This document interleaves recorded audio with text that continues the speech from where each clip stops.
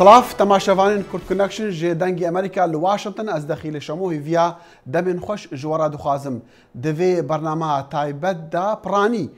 هف پیوینک دگل ویان دخیل انداما ازدیا پرلمانی عراقی ویان خان لیرا لامریکا بو جبو دانستاندنان دگل کاربدستان سبارت روشا ازدیان او آماده جوینکا گهداری کرن و پرسیار پیکرنی بو لپیش کمیته کاروبارین دروا یا جواتا سیناتورین امریکی جوینه بال کشانده سر در دو مینتین راستی ازدیان و کمانین دی ین اولی دبن لی عراقی لی بری ام دست به هف پیوینا دگل خانم ویان بکین ام رو دکین پاکستانی کول ورجی خلک سیویل راستی هواتیا تندریان دبن سپیدیا سیشمی ملیتان طالبان هریشی خوندنگه کیکر لباجار پیشاور پاکستانی و پتر جسادو چل کسان کشتن پرانیاوان زاروکن لشکری پاکستان دەڵێت لە ئەنجامی هێرشی تالیبانی پاکستان بۆ سەر قوتابخانەیەک لە وڵاتە 142 کەس کوژراون کە 132 کەسیان قوتابی منداڵ و نوێیان مامۆستا و کارمەندی قوتابخانەکەنە. میلیتانەکانی ئیسلامی لە دەمێکدا بەرجی لەشکریان لەبەردا بوو تاقەمەنیشیان و خۆخز بوو هێرشیان بۆ سەر دامەزراوێک لە شاری پیشاوەر برد. کاربەدەستێکی هەریمەکەوتی زیاتر لە 100 کەس لەو هێرشەدا بریندار بوونە. پەیامنێر حەمیدوڵڵا خان بە دەنجی ئەمریکای کوت دایک و باوکانی چاو بە فرمێسک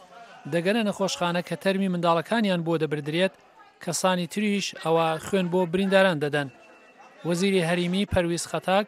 کوتی زۆربەی قوتابخانە پاکراوەتەوە بەڵام هێندێک میلیتانیشی تێدا ماوە.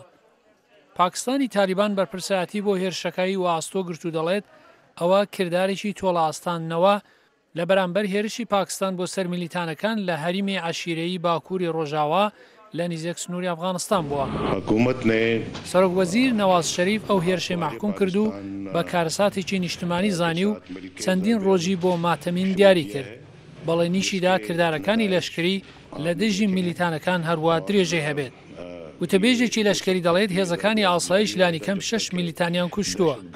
هەروەها گەڕان بە دوای کەسانی دیکەش کە تێکەڵاویان لە هێرشەکەدا هەبووە هەروە درێژەی هەیە. بەرپرسانی وڵاتکوتیان چەکدارانی پۆشتەکراو 11 سەر لە بەیانی خۆیان کردنی قوتابخانەیەک کە بە تەواوی پارێزراو بوو بە شێوەیەکی هەڕەمەچی دەستڕێژیان لە قوتابیان کرد کە خەریکی تاقیکردنەوەکانی زستانی لە نێو باخچەی قوتابخانەکەدا بوون. یەکێک لە چەکدارانیش خۆی تەقاندەوە وەک پەیامنێری دەنجی ئەمریکا حەمیدوڵڵا کوتی. هێرشبەران ژمارەیەکی نەزانراوی خەڵکیان بە بارمتە گرت پێشەوەی کۆماندۆکانی لەشکری پاکستان بگەنە شوێنی ڕوودا و دەست بە کردداری ڕزگارکردن بکەن. شاهیدان راپۆرتیان کرد کە تەقەولێکدانێکی توند لە نێو قوتابخانە لە گۆڕەدا بوو لە دەمێکدا ئامبڵانسەکان کوژراوان و بریندارانیان بۆ نەخۆشخانان دەبردن. گەنجی پاکستانی مەلالا یۆسفزایی براوەی هاوبەشی ئەم ساڵی خەلاتی نۆبل بۆ ئاشتی لەبەر کاری ئەو بۆ تێکۆشانی خوێندن سێشەممە کوتی ئەو بە هەواڵی هێرشەکە دڵی داخۆرپا. مەلالا لە ساڵی 2012 کاتێک بە سواری ئۆتۆبۆسێکی قوتابخانە بوو تالیبان دەستڕێجی لەسەری کرد و ناوبراو لە ئاستی جیهانیەوە وەک داکۆکارێک بۆ مافەکانی ژنان بۆ خوێندن ناسراوە. ڕێکخراوی نەتەوەی گرتوەکان لە پاکستان بەتوندی وەک خۆی کوتی هێرشی بێبەزایانە مەحکوم دەکات. لە لێدوانێکدا وتی هێرش بۆ سەر منداڵان و خوێندنی ئەوان و بەرچاو نەگرتنی هەرە بایخەکانی مرۆڤایەتی ئەو سەر لە نوێ بەڵێنی خۆی بۆ پارێزگاری کردن لە مافەکانی منداڵان دووپات کردەوە. لە دەمێکدا ئەمڕۆ سێشەممە لە لەندەن دەدووە وەزیری دەرەوەی ئەمریکا جان کێری ئەم هەواڵەی بە هێرشێکی کاولکارانە دانا و بەڵێنەی پشتیوانی ئەمریکای بۆ پاکستانێدا. ئەم بەیانیە لە هەر شوێنەکەی وەدەژیان لە هەر شوێنێکەی وەهان ئەوانە منداڵانی ئێمان واوە لە دەستدانێکی جیهانیە و ئیما بە تونترین شێوە شەرمەزاری دەکەین. تاوانکاران دەبێت بخرێنە بەردەم داد و ئێمە لەو کاتە سەختەدا بەڵێنی پشتیوانی تەواو بە پاکستان دەدەین و لە هەر ڕێگەیەک بۆمان بکرێت یارمەتی دەدەین. هەروەها دەیڤید کامێرۆن سەرۆکوەزیری بریتانیا لەسەر تویتر ڕۆزی سێشەممە کوتی هەواڵی پاکستان بە قۆڵی ئەوی شڵەژان کوتیشی جێگای حەپەسانە کە منداڵان تەنیا لە بەرچوونیان بۆ قوتابخانە ئاوا دەکوژرێن. سەلاحی پیرۆتی دەنجی ئەمریکا. چند روژن ویان دخیل اندام ازدیا پارلمان عراقی جه دورا شنگالی لواشنطن لکنگرسا امریکی و بحثا درد ازدیان کر و کاچاوا بونا آرمانجا تنرین دولتا اسلامی داعش و کاچاوا راستی هولا جنوساید دبن دیسان ویان خان دگل جمارکا کار بدستان لکوشکاسپی وزارت دروا و دزگهو ناوندین هزری جویا د سرداناوی د جبو دنگ امریکا ما او میوانی کرد کنکشن کر و لدسپیکی ام جی پرسین کا آرمانجو انجامن کومبون و سرداناوی امریکا چبون راستی هاتنامه بو امریکا بولات امریکا دو سه هدف متیدا هبو اولا ام تعريف او افاده خوب كان سر جينوسايتي كدجي ازديا هاتيا كرين اش قبل داعش يعني دولة اسلامي اوا موضوع كي قالكي جرنبو كام مجلس الشيوخ يعني السنة هاوس ام بحثا في تشتيف كان كتشاوا جينوسايت هاتيا سرما ازديا كتشاوا ازدي كشتينا چونكا اولاواني ازديا چاوا جنيتوان رواندينا چاوا بچوكيتوان برينا فأوا بو من إفادك هبو قالكي باش بو أبيك يا دودويجي موضوع كي قالكي جرينك ما طرح الكونغرس بحثا أو خلكي كهتانا هاد سرچايشن قالي عاصبوينا هاري ناش تبوان كسنين وان بينتن ما چنجار القل حكومة بغداد يعني ام بايفين ما قلت وان تشتهوا صحيح بس هتانا هاد انجامك نبوا او جي ك سنتر باربرا بوكسر ك قلت ام دي افشفا نامه كيبو عبادي نفيسم بو سروك وزيران عراقي كلازم بزوترين وقت شهر سريع كمان راسي او جيفين حمو من جوها خداي ما بري خداي السر تلفزيونا وكتب قلتي باربرا باكسر يعني او كانت تكسكر كو او ديناميه كي بو عبادي بالنسبه تشكو جنابي وادي قلتكو علي كره دغه تخلكي تشاشي قال لك كيما يانجي بلكي عراقي ناقهتن تو باورتكي او نامه دي تشاب ديان سياش تكرن او تشد نامه خدا بالنسبه او قلتن ام دي نفيسن اولا لازم التحرك كي قالكي زو ايش حكومة بغداد سرفي موضوع بيتا كرن لازم ابزوترين وقت هاريكاري بهنيرن بو افيت سرچاشن قالي وبزوترين وقت بكاربن وان وقرنا جهة تسيف جهة امين وقته كزاخوان باش جبرتشي او الي كاري ناقات يعني زحمتي شي مزانن دورا شاشن قالي قشت قرديه داعش بتني ريك هليكوبتر كارن الي كاري ابا مشكله يا ري همي تقرتينا اش داعش بس بريا هليكوبتر هكا جوي وان يعني هكا باران بيناتشي هكا بفر بيناتشي لازم يعني قشكي قلكي يصافي بي افيك ما شار هليكوبتر هينا بس حكومة عراقي بس شار هليكوبتر داينا بو فان مساعداتا شار هليكوبتر دي بس نو كتركيزا ما سر شاوا ام ببن اجدهوك وجزاخب اش قاعده بو خلكي شنقالي چونكا قالك مهمة نوكا وقت فات قره هر طيارة كي نكاري بهترج بستوبينج كساهل قري يعني جماروان جماروان نزيكي 6,000 چونكا 1,200 عائلنا كما حساب كر تقريبا 6,000 هيك هو صابي سي هي دي نكاري فان همش كابا اگر زبستان در باز بودي كان خو خلاص بكن ليه مثلا اولهي ومثلا باراستني جيفيان خان الشنقال انها خلكك هيا شري داعش دكا كومال جدانا اللي بتر شرفان ايزينا بخو كرنا شرفان ايزدي ابجا بدا خوازا واش امريكان تشي يجبوكو او حزبنا قوات كلهم بشن برافانيش خب ما دا خواز كرش كانت يعني من مقابلات ولقاءات او تهبون الوزاره الخارجيه الكوشك اس بي القال هندك سياسه مداريت كامزان ك قوة كاوان هي السرائية أمريكي ما داخوا ذكر إنه قالك جرينكا تشيك بو مجي بهنيرن برسيارة وان أو بو أم تشيك شاو بو بهنيرن لازم أبريا حكومتك يعني آية بريا حكومة عراقية يعني بريا حكومة كردستان هريما كردستاني يعني ما قلت وان مدفيت بشكلك خاص بو إيزيديا بلا بريكا حكومة هريما كردستاني بس بشكلك خاص بۆ ئێزدیابێ چونکە ئەو لێ دەرێنۆکە ما گەلک شەڕوان هەینە سەر چای شنگالێ و گەلێکش گەنجێت مەیت نۆکە ئێت شنگالێ نۆکە نەبەس شنگال ئێت ئێزدی نۆکە ئەوێل کەمپا دەینە پەنابەرن هەمی داخوازیت کەن و سیلاح بدنەوان ئەم دێچن شەڕی بکەن چی ڕەنگی سیلاحی و ئەگەر چەک داوان دەوێ ڕاهێنان سەر بێکردن دەوێ ئەو خۆرد فێر بن چاوی چەکی بکاربین و چاوە شەڕی بکەن یعنی بتنی هەروەسا شەڕ یەکیشوان اجتماعاتێتمە دووهی بوو سەر ئەم چاوە خەلکی تەدریب بکەن اقتراحامە وصابوو هەکە هەندێک خەلکێکی ئینن تەدریب بکەن سەر ئاستی عێراقی لازمە بۆ کەم نەتەوی و حسەکە خاص هەبێ يعني چونکە بڕاستی مەگوتەوان ئەوە حکوومەتە عێراقی وەختێ تشت بێتە دابەشکردن ئێزدی کەس بەحساوان ناکە و من میسالێک داوان مگوت هەتانۆکە الحکوومەتە عێراقی وە دیتیە سەفیرێکمە هەبێ ئێزدی بێ و دیتیە وەزیرێکمە هەبێ ئێزدی معنو ئەم بەشێکشوی وڵاتینە فەجبەر هەندێ لازمە کە وەدوێ هون هاریکاریە ئەقلیاتە بکەن هاریکاریە ئێزدیا بکەن وەختێ هون بەرنامجی خوددەینن فەقەرەکە سپێشال فەقەرەکە خاص بۆ ئێزدیا مەدوێتن ئەو چ بێژن ئەو بەس گوێی خۆت دەن یانجی سۆزەکردن نا يعني أبنا أول جارة أزبيمة أمريكا وبو يعني أم بحثا مشاكلية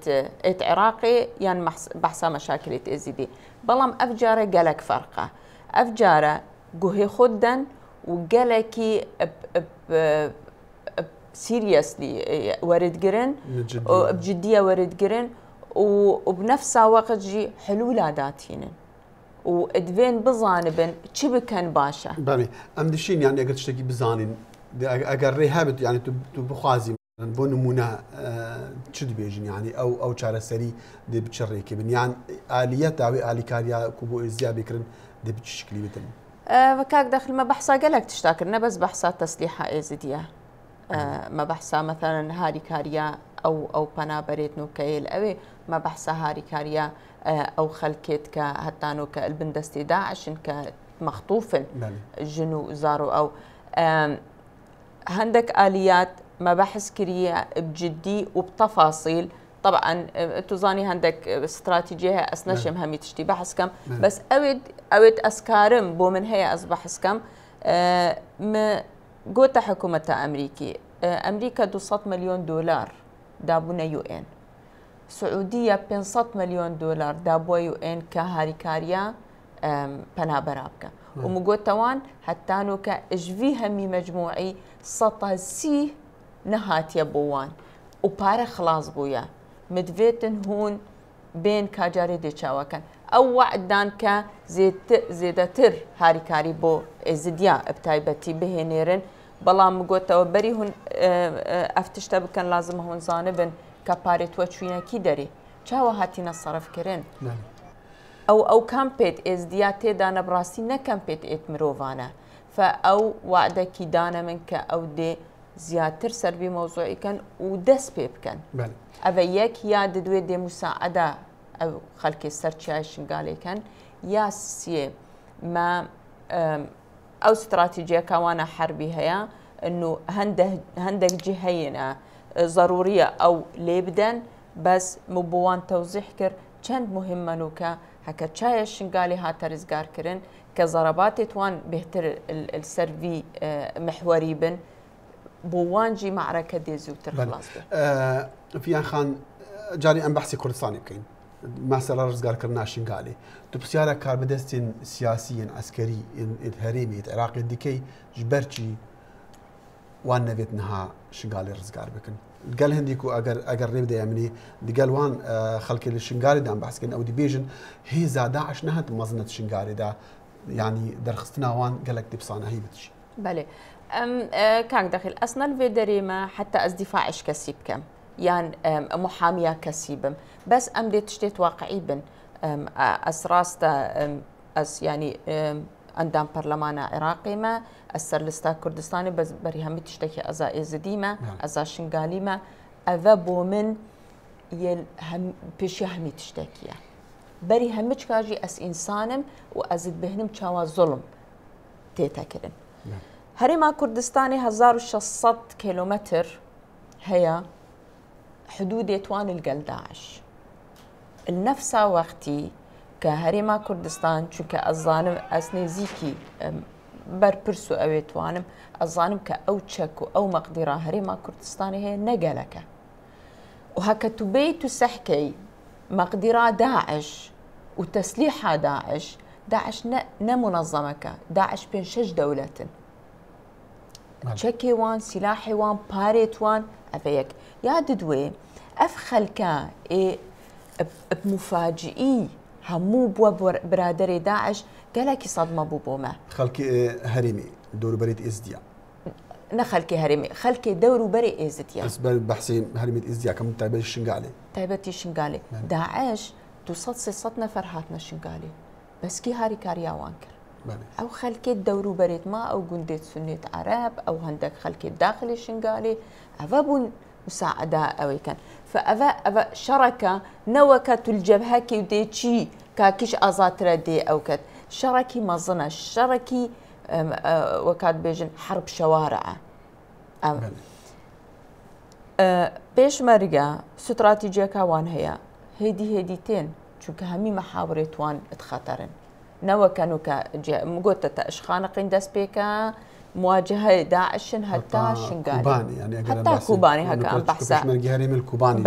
حتى ويدري نوكا داس بيكرنا سر محاورة بعشيقة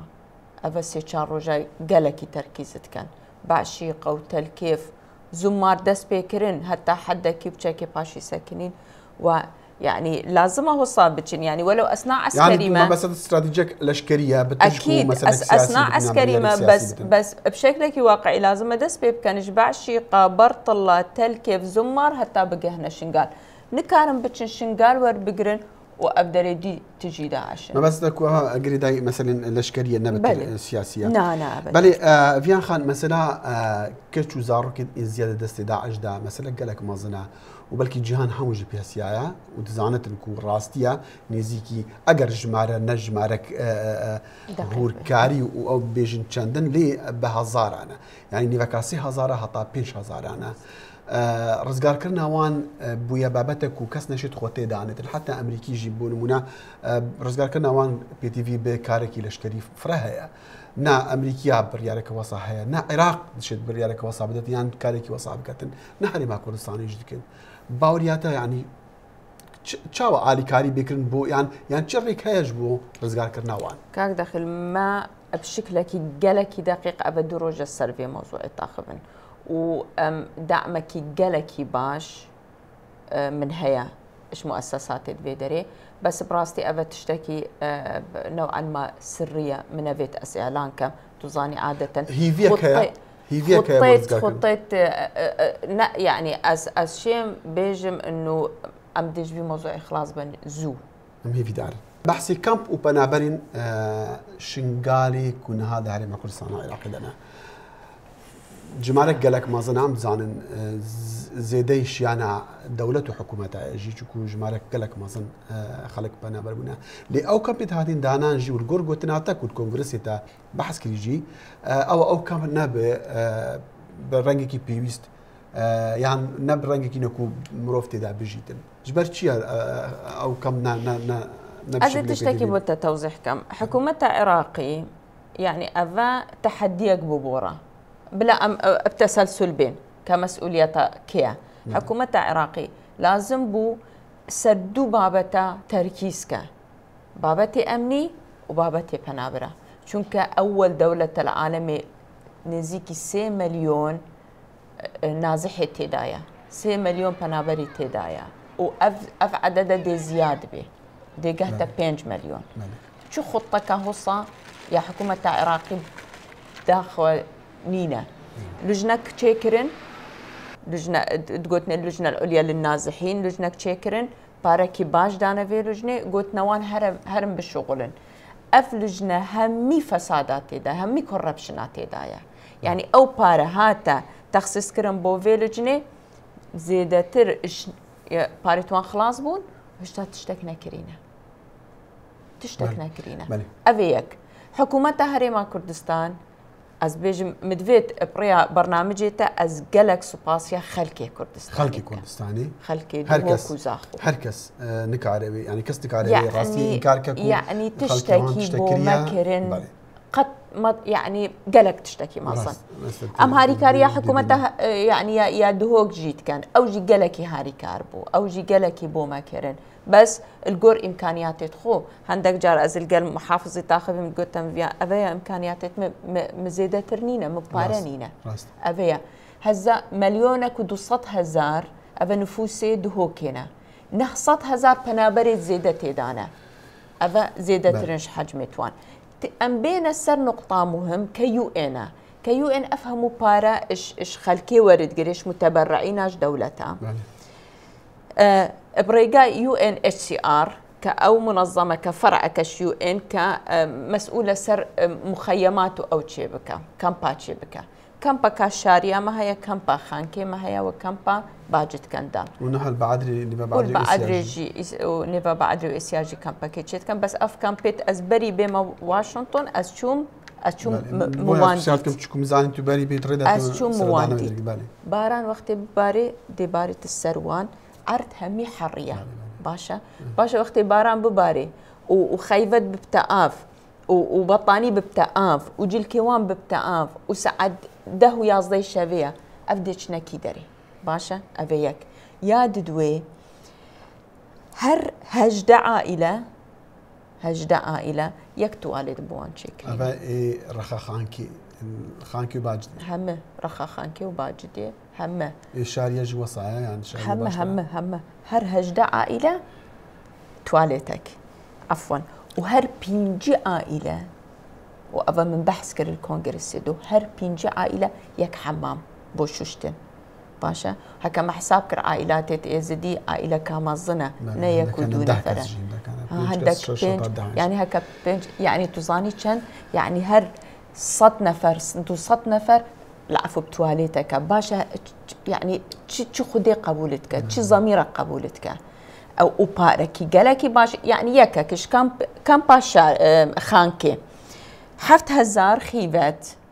تكليفها كندي كان 7 مليون دولار يعني تشتي وصانينا الدنيا ك 7000 خيبات كتكليفي 7 مليون دولار بكن وخيفتي توصل كأبا سعريوان البازاري ندو $100 بله مخابن حسي بدارم يعني هي في اوكو روشوان باش بتنو وخلكا بكاربن جوي زوستاني رزقاربن خو زوستانا كورسان جوستانا قالك دجوار ولي مثلا خوارني ودرمانه يعني تشتو وصل تشا انا خوان ودرمان بوان هنا يعني هر اوجي كيمن كاك دخيل عددك اجار قالك منظمات تشغلن قالك منظمات تطوعية خوارنيتين بطانية جلك درمان بس هر كيما لازمة مؤسسك باشا تبنيا في تشتيبك أو مؤسسة كيبو أو مؤسسة أزبج متى لجنة نازحة أو يا عراقي ودوائر توان هبون الهمي باريس قهال دوهوك الأربيلي أو بس تشتكي وصا يعني نكر هما دي بارور جرين دي عندك خوارن بيكرن دي دنا كانت عائلك وايدي ام نظانه هات لازم سياستك بو ترتيبه في تشتيها اتزامتي كارك قلق بالزحمه بتلي مسيارك دي هم وقت هذا مجيم دات زفرتن بنابري دماد تشيد بتنو ودما كارسات الجيكي تشيد بن خالكي ويد الرابط قلق جاري همو خلق نافا قرتها اجر او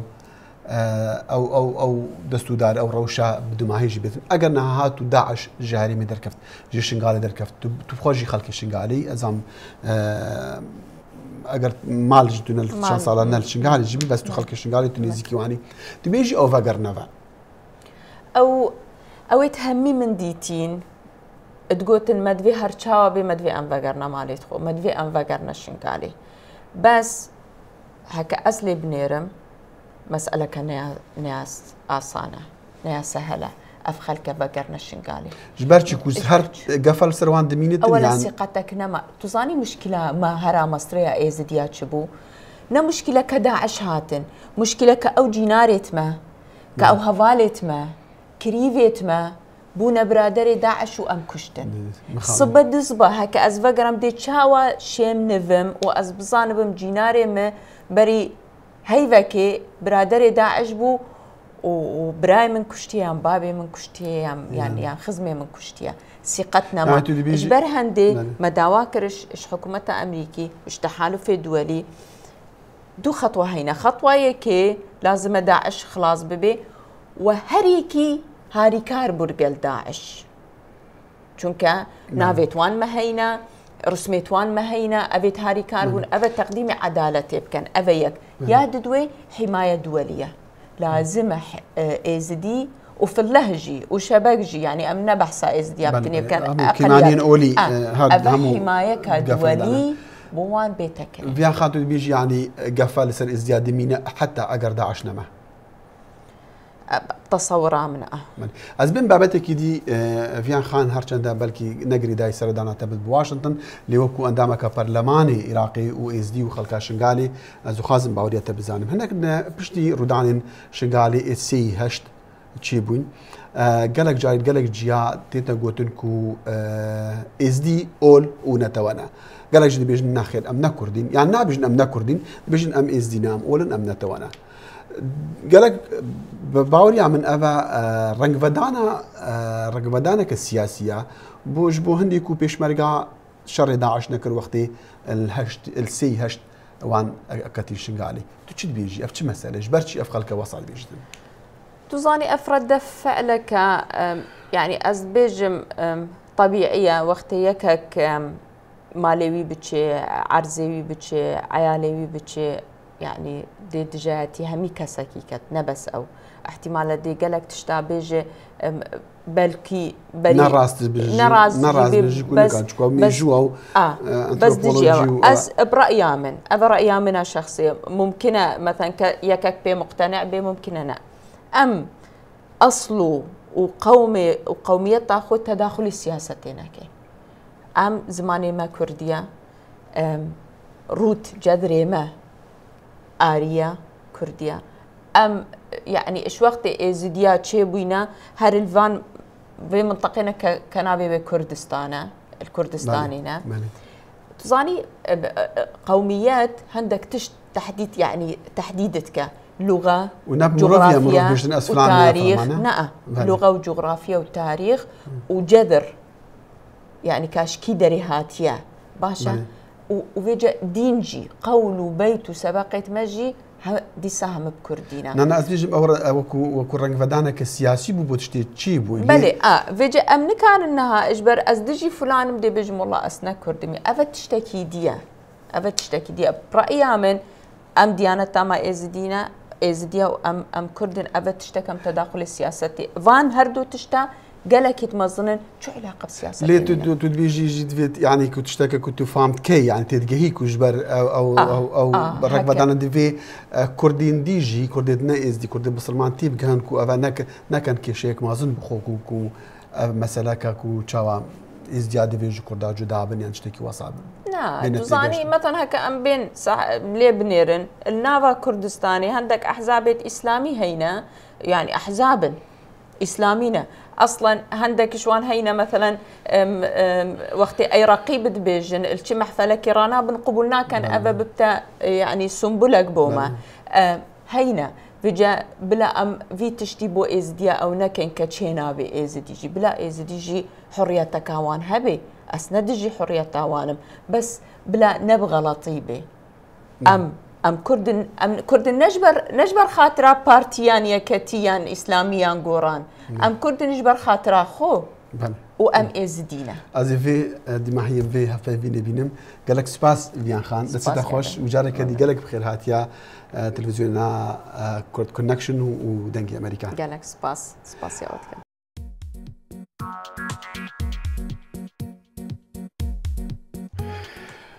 فيان دخيل انداما برلمان عراقي ميفانا دنجي امريكا بو بهيفيا صاغي وسلامتياوا امي لروجا هيني جاركدي بجاهين ديداروا هطاوي دمي وهمو دمان دخيل شمو استافي برنامج هيفيا روجين خوش جوارا دكن هندكارن في برنامج لسر مالبرن دنجي امريكا ولسر فيسبوك و بيوندين كمالاتي تماشا بكن خدا حافظ